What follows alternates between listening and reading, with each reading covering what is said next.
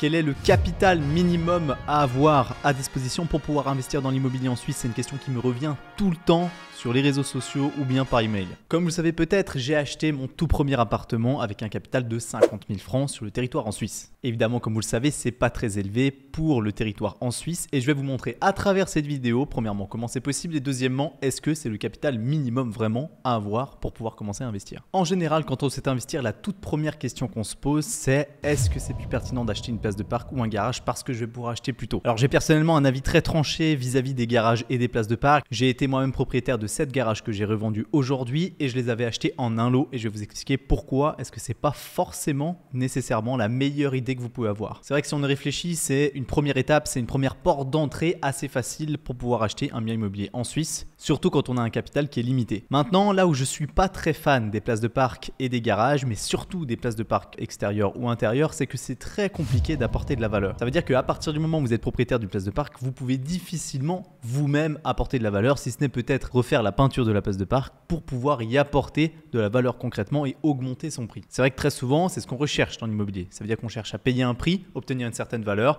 et puis booster cette valeur en y investissant de l'argent. Donc typiquement pour un appartement, des bureaux, des commerces, une halle industrielle, ça peut être de la division, ça peut être de la rénovation.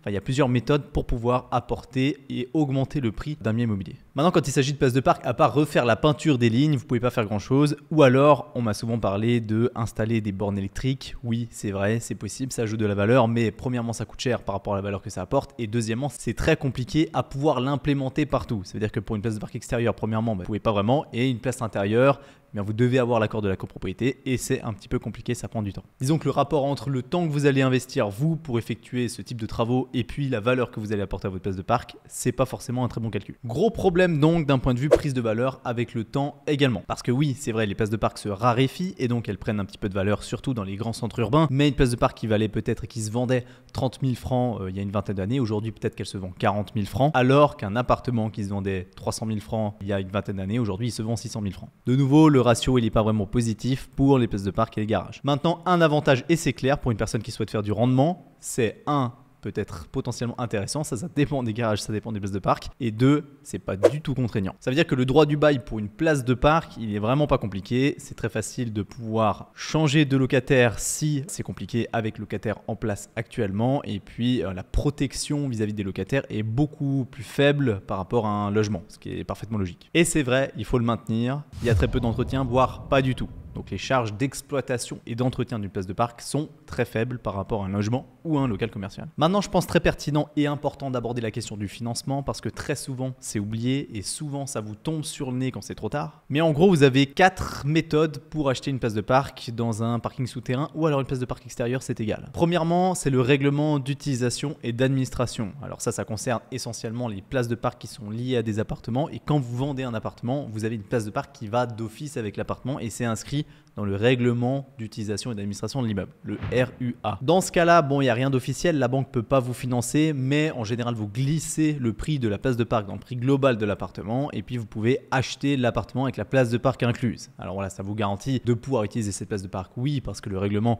il défend l'utilisation des places de parc. Mais par contre, vous ne pourrez pas vendre la place de parc toute seule sans l'appartement. Tout simplement parce que vous ne pouvez pas tellement faire un changement de propriété pour une place de parc qui est juste simplement inscrite dans le règlement d'utilisation et d'administration. Maintenant, deuxième possibilité, là vous pouvez vendre la place de parc directement à un potentiel acheteur et sans avoir un appartement qui est lié, c'est la servitude personnelle. La servitude personnelle, c'est un droit réel limité qui offre la possibilité d'utiliser une place de parc bien définie. Ça peut être un garage box, ça peut être une place intérieure, ça peut être une place extérieure, c'est complètement égal. Maintenant, il y a un gros problème fondamental avec la servitude personnelle et moi j'ai acheté une seule fois une place de parc en servitude personnelle pour la simple et bonne raison que j'avais un appartement à une vingtaine de mètres de cette place de parc et donc j'avais besoin de l'acheter pour apporter de la valeur à l'appartement. Donc là, c'était pertinent. Mais le gros problème, c'est que la banque ne finance pas une servitude personnelle. Elle ne peut pas utiliser cette garantie pour pouvoir vendre aux enchères la place de parc. Donc en gros, elle ne peut pas utiliser la servitude comme garantie pour pouvoir vendre la servitude tout simplement aux enchères si jamais vous ne payez pas les intérêts passifs. Donc pour cette raison, évidemment, eh bien, elle vous finance pas. Ça veut dire que c'est du 100% fonds propres. Donc si vous allez chercher un rendement de l'ordre de 4,5% sur la place de parc, eh bien sachez que ce 4,5% c'est uniquement sur vos fonds propres et vous ne pouvez pas utiliser d'effet de levier. Sauf si vous faites financer pas cher par une personne externe, mais bon, ça c'est une autre question. Là je parle de manière complètement traditionnelle. Donc pour rien au monde, j'achèterai une place de parc en servitude personnelle parce que ça n'a pas d'intérêt. Et si vous achetez une place 40 000 francs intérieure en servitude personnelle, bah là vous avez intérêt à mettre ces 40 000 francs de côté et à chercher potentiellement à acheter soit un garage box, soit à acheter un appartement le plus rapidement possible. Pour ma part, la place de parc que j'ai achetée en servitude personnelle, c'était une place à 25 000 francs, mais elle apporte beaucoup plus à l'appartement qui ne disposait pas de place de parc de l'autre côté de la route. Maintenant, troisième solution pour pouvoir financer une place de parc, c'est la servitude foncière cette fois. La servitude foncière, elle est liée directement à un appartement, à un bien immobilier, à un immeuble. Donc la servitude personnelle, elle était liée à un nom. Ok, c'est inscrit au registre foncier. C'est simplement une place de parc intérieure en faveur de Édouard Clerc. Voilà, donc j'ai l'utilisation, la servitude pour pouvoir utiliser cette place de parc. C'est un droit. Et la place de parc foncière, par contre, elle est liée à un bien immobilier. Donc, étant donné qu'elle n'est pas liée à une personne privée et qu'elle est liée à un bien immobilier, eh bien la banque peut l'utiliser comme garantie pour le financement et dans ce cas-là, c'est tout à fait possible de faire financer la place de parc. Malheureusement, vu qu'elle est liée à un bien immobilier, eh bien vous ne pourrez pas acheter la place de parc toute seule. Donc de nouveau, petite problématique de financement. Maintenant, la quatrième façon de pouvoir acheter une place de parc, donc si c'est un garage box, vous pouvez, ça peut être un numéro de PP à part entière que vous pouvez acheter directement. Donc c'est un immeuble, tout simplement, vous pouvez acheter et le faire financer comme si vous achetiez un appartement. Donc là, il n'y a aucun problème. Et pour une place de parc, par exemple, intérieure, eh bien vous avez souvent des parts de copropriété. Très souvent, vous achetez par exemple une place de parc intérieure dans un immeuble, et bien vous aurez 2/32e d'un numéro de PPE, propriété par étage. C'est simplement le garage souterrain, c'est la PPE, et vous achetez 2/32e. Alors pourquoi 2/32e? Parce qu'en général, typiquement ça, ce serait pour un garage de 16 places de parc, et puis 2/32e pour la simple et bonne raison que souvent, eh bien, il y a deux copropriétaires d'une place de parc, et donc 1/32e chacun. Ça veut dire la moitié d'une place de parc. Et dans ce cas-là, ça fonctionne parce qu'une part de copropriété, c'est un immeuble et donc la banque peut financer. Mais gros problème, il y a très souvent des droits de préemption. On l'a tous déjà vu passer dans une transaction, le droit de préemption légal des copropriétaires. C'est un droit de préemption qui est réservé aux copropriétaires d'un numéro de PPE, exactement dans ce cas-là, donc chaque copropriétaire des places de parc. Et donc, le notaire, lors de la transaction, vous achetez par exemple une place de parc à 40 000 francs, et bien d'une fois que vous signez chez le notaire, il doit notifier les 16-15 autres copropriétaires de places de parc dans le numéro de PPE pour savoir si quelqu'un veut l'acheter à votre place. Et ça, c'est le droit de préemption, il est légal, donc il n'a pas de durée limite dans le temps, donc c'est ad vitam aeternam et malheureusement, vous ne pouvez rien faire pour éviter ça. La seule façon d'éviter ce droit de préemption, c'est si à la constitution de la PPE, le promoteur à l'époque a décidé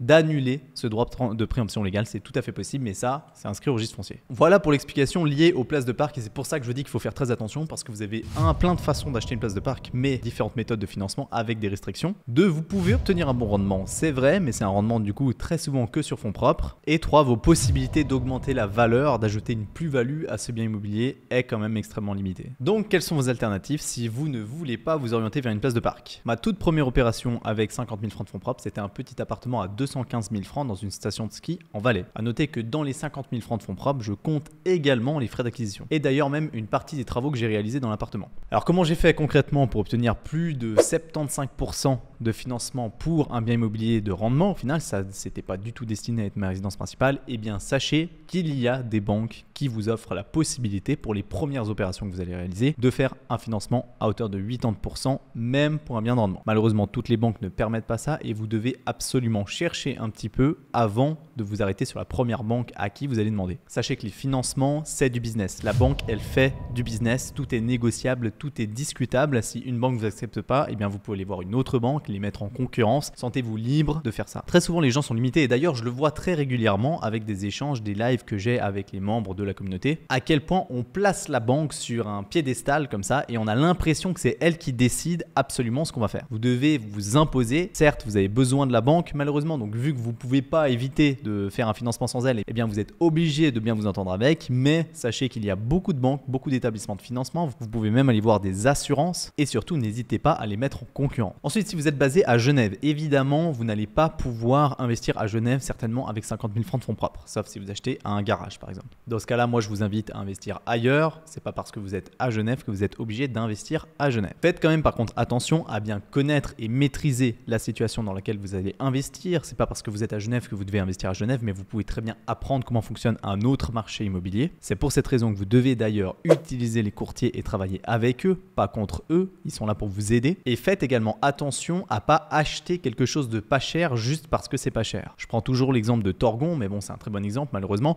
Je pourrais également prendre l'exemple des villages Mikoto-Valaisans par exemple. Donc c'est des villages qui ne prennent pas de valeur avec le temps. Honnêtement, c'est des villages qui ont stagné depuis beaucoup d'années maintenant. Et donc c'est pas là que vous voulez investir. Pourquoi? Bien parce qu'il y a peu de liquidité. Et les biens immobiliers qui ne sont pas liquides, c'est pas là où vous voulez investir, en tout cas pas au début. Prenez pas trop de risques au début. Commencez par investir dans les endroits qui se vendent bien. Rappelez-vous que si c'est facile à acheter, c'est forcément difficile à revendre parce que vous aurez beaucoup de vendeurs en compétition et très peu d'acheteurs pour faire des offres pour ces biens immobiliers. Donc le jour où votre bien immobilier est mis sur le marché, eh bien vous aurez plein de produits similaires qui seront en compétition avec le vôtre et donc ce sera compliqué de trouver le bon acheteur. Si vous ouvrez votre ordinateur aujourd'hui, maintenant et que vous allez chercher le premier bien immobilier que vous trouvez sur ImmoScout et que vous allez l'acheter, eh bien faites attention, c'est en général un mauvais signe. C'est ça qui s'appelle facile à acheter. Pour optimiser votre apport en fonds propres, vous pouvez également glisser vos travaux propres comme fonds propres, c'est-à-dire comme apport personnel. Donc typiquement, si vous êtes carreleur, si vous êtes électricien, si vous êtes sanitaire, il y a des travaux que vous allez pouvoir faire dans le bien immobilier et puis ces travaux-là, vous allez pouvoir les inclure directement dans vos fonds propres. Ça veut dire que s'il y a pour 10 000 francs de travaux sanitaires que vous allez réaliser vous et payez-vous le matériel, eh bien vous allez pouvoir glisser ça comme des travaux propres. Donc c'est un très bon moyen d'optimiser vos fonds propres jusqu'à hauteur de 10% du prix d'acquisition global de l'appartement. Typiquement, vous achetez un appartement à 500 000 francs, vous allez mettre 100 000 francs de travaux, la banque va prendre 600 000 francs, eh bien 60 000 francs, vous pouvez faire passer ça comme financement de travaux propres. Ça veut dire des travaux que vous exécutez vous-même dans le bien immobilier en question. C'est un très très bon moyen d'optimiser l'apport des fonds propres pour une acquisition immobilière, surtout la première. Et enfin, d'une fois que vous aurez fait une ou deux opérations, ce sera plus qu'une question de passer. Typiquement pour la première opération que j'ai réalisée, j'ai mis 50 000 francs de fonds propres. J'ai ressorti 78 000 francs que j'ai pu réinvestir directement, donc avec un gain de 28 000 francs dans un nouveau bien immobilier. Et donc là, vous avez directement un petit peu plus de marge parce que chaque fois que vous ajoutez 1000 francs, eh bien vous pouvez acheter plus ou moins 4 000 francs supplémentaires en investissant dans l'immobilier grâce à l'effet de levier de la banque. Et enfin, si je peux vous laisser encore un conseil, eh bien faites-vous toujours accompagner, cherchez à obtenir le meilleur réseau possible dans l'immobilier. C'est ça qui va vous apporter des opportunités. Le réseau, c'est l'élément le plus important dans le domaine de l'immobilier et vous devez absolument comprendre ça. Travailler avec les courtiers, c'est eux qui ont la visibilité sur les opérations, c'est eux qui ont la visibilité en premier sur les opportunités immobilières. Donc travaillez plutôt avec eux et pas contre eux. Donc pas d'excuses, il n'y a pas de montant minimum obligatoire pour investir dans l'immobilier en Suisse et surtout ne cherchez pas du cash ou n'attendez pas d'avoir du cash avant d'investir, mais cherchez des bons deals et trouvez des bons deals et le cash, vous allez le trouver avec les bonnes personnes derrière. Je vous le garantis. Voilà, merci beaucoup d'avoir regardé la vidéo jusqu'au bout. N'oubliez pas de liker et de laisser un commentaire pour me dire ce que vous aimeriez voir sur cette chaîne. Moi, je vous dis à très vite. Ciao.